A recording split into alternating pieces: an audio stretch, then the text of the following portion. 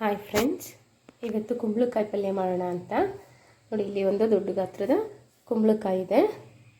ಇದನ್ನು ಹೊಡ್ಕೊಂಡು ಸಣ್ಣ ಸಣ್ಣದಾಗಿ ಹೆಚ್ಚಿಟ್ಕೊಬೇಕು. ನೋಡಿ, ಇದನ್ನು ಆಚೆ ಓಲ್ಡ್ ಮಾಡಿಸ್ಕೊಂಡು ಬಂದೆ. ಈ ರೀತಿ ಓಲ್ಡ್ ಮಾಡಿಸ್ಕೊಂಡು ಬಂದಿದ್ದೀನಿ. ಇದನ್ನು ಸಣ್ಣದಾಗಿ ಹೆಚ್ಚಿಟ್ಕೊಬೇಕು. ಇದು ಈ ಕಲರ್ ಇರೋದ್ರಿಂದ ಸಿಪ್ಪೆನ ತೆಗೆದುಬಿಟ್ಟು ಪಲ್ಯನ ಮಾಡೋಣ. ಒಳಗಡೆ ಮತ್ತು ಬೀಜ ಎಲ್ಲ ತೆಗೆದುಬಿಟ್ಟು ಸಣ್ಣದಾಗಿ ಹೆಚ್ಚಿಟ್ಕೊಳ್ಳೋಣ.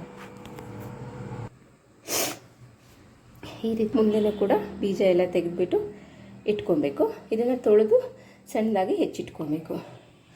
ಇದು ಸಿಪ್ಪೆ ಈ ಕಲರ್ ಇರೋದ್ರಿಂದ, ಹಸಿರು ಕಲರ್ ಇದ್ದರೆ ಸಿಪ್ಪೆನ ತೆಗೆಯೋ ಅವಶ್ಯಕತೆ ಇರಲ್ಲ. ಇದು ಈ ಕಲರ್ ಇರೋದ್ರಿಂದ ನಾವು ಸಿಪ್ಪೆನ ತೆಗೆದುಬಿಟ್ಟು ಸಣ್ಣದಾಗಿ ಹೆಚ್ಚಿಟ್ಕೊಳ್ಳೋಣ.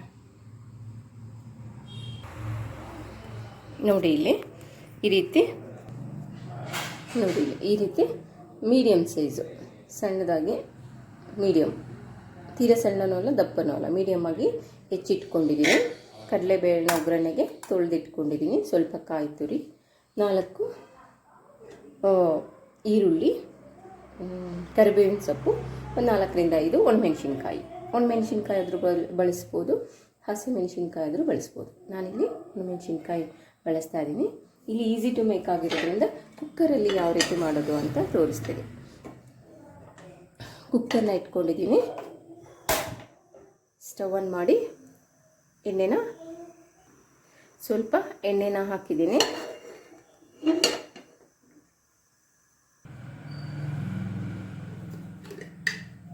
ಮೊದಲಿಗೆ ಎಣ್ಣೆ ಹಾಕಿ ಸಾಸಿವೆನ ಹಾಕ್ತಾಯಿದ್ದೀನಿ.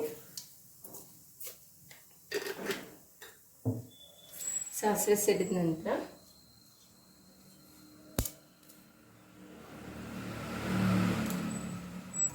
ಕರಿಬೇವಿನ ಸೊಪ್ಪು, ಒಣಮೆಣಸಿನಕಾಯಿ, ಈರುಳ್ಳಿ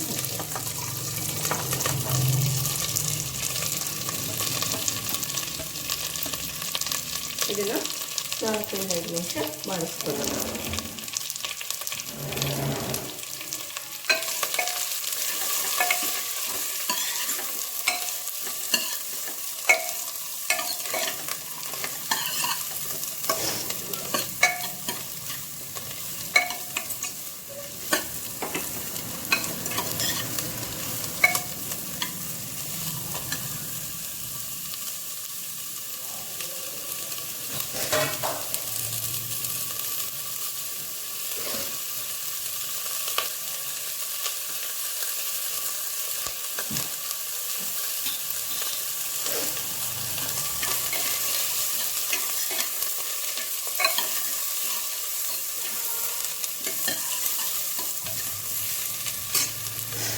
ಈ ಹಂತದಲ್ಲೇ ಉಪ್ಪನ್ನು ಹಾಕೊಳ್ಳೋಣ.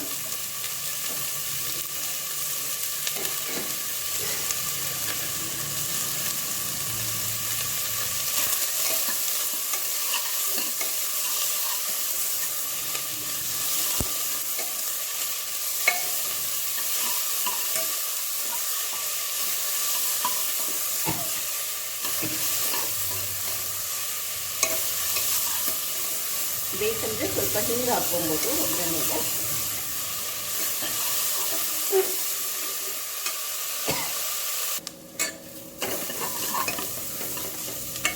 ಒಂದು 3 ನಿಮಿಷ ಆದ ನಂತರ ಈರುಳ್ಳಿ ಬಾಡಬೇಕು. ಬಾಡಿದ ನಂತರ ಕುಂಬಳಕಾಯಿ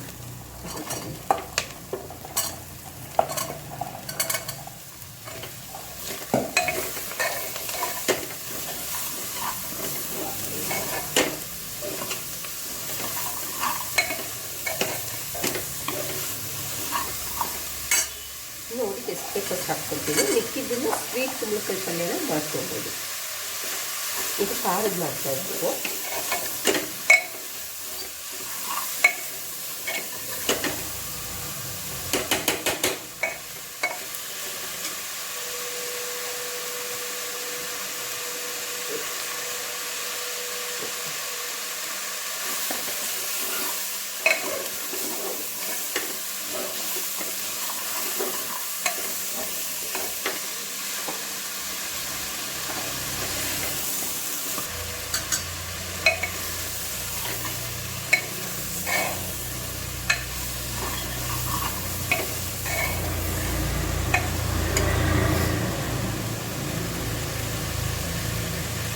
ಸ್ವಲ್ಪ ನೀರನ್ನು ಹಾಕ್ಕೊಳ್ಳೋಣ.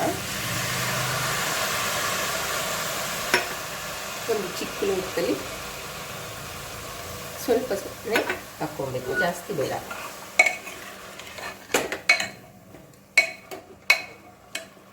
ಸ್ವಲ್ಪನೇ ಹಾಕ್ಕೊಂಡ್ರೆ ಸಾಕು.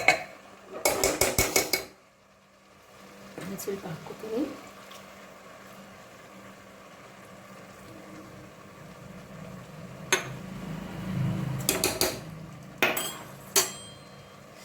ಕಾಯಿ ತುರಿ,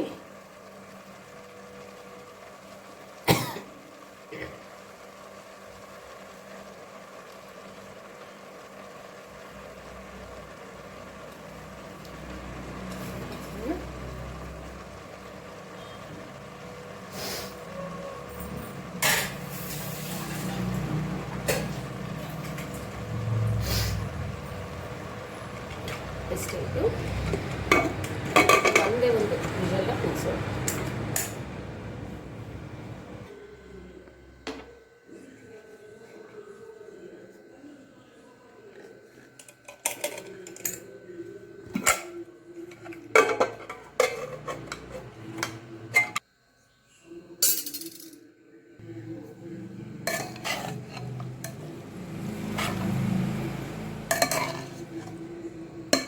ಈ ಥರ ಆಗಿರುತ್ತೆ.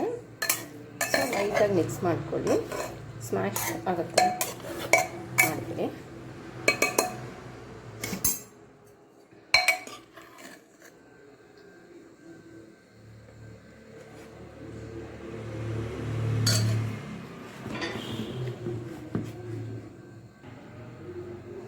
ಈ ರೀತಿ ಬಿಸಿ ಬಿಸಿ ಪಲ್ಯ ಚಪಾತಿ ಜೊತೆ ಸರ್ವ್ ಮಾಡಿ, ಟೇಸ್ಟ್ ಮಾಡಿ, ಲೈಕ್ ಮಾಡಿ, ಶೇರ್ ಮಾಡಿ, ಸಬ್ಸ್ಕ್ರೈಬ್ ಮಾಡಿ.